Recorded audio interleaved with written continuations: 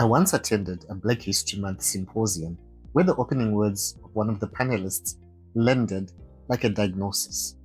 The country, and by extension, the continent, was not doing well because its people were sick. They had forgotten themselves and lost the anchor to their roots. We're spiritual beings. Multiple things can hold true, and different paths can lead us to what grounds us. In many African cultures, the dead are never really gone. They reside in the hearts and minds of those who remember them. This was one of the most important functions of oral tradition.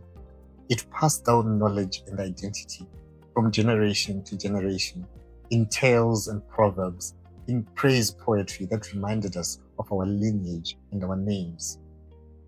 A child named after someone isn't simply commemorating them, it is the past folding itself back into the present, made to walk around in new flesh. Our ancestors are believed to carry influence in present affairs, consulted and invoked at the start of any serious undertaking, thanked for harvests, blamed for misfortune. A culture that treats the ancestors as still interested parties has every reason to keep narrating, keep returning to the past, because the past is where moral authority and explanatory power live.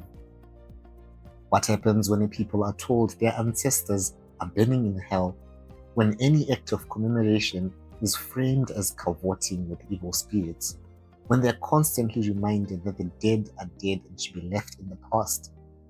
The chain of remembrance is severed. It might not be all at once, but one generation at a time until it's erased.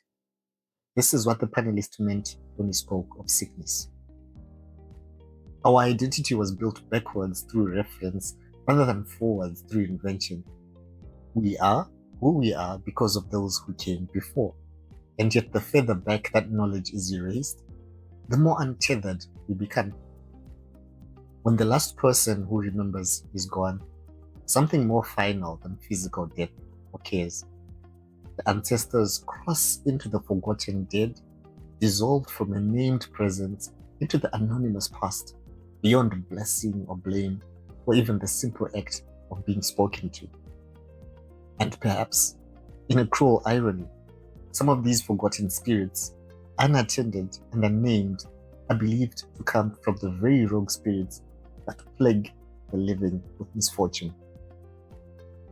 The evil spirits we were taught to fear may simply be our own ancestors, neglected past the point of recognition, still present but no longer known by name. It has been almost 5 years since that symposium, and in many ways, his words felt like foreshadowing that identity cannot be buried without consequence. There's a stirring, call it a renaissance, a quiet return of people searching, remembering, reclaiming, a collective attempt to find our way back to our roots and to ourselves before the last person who remembers is gone.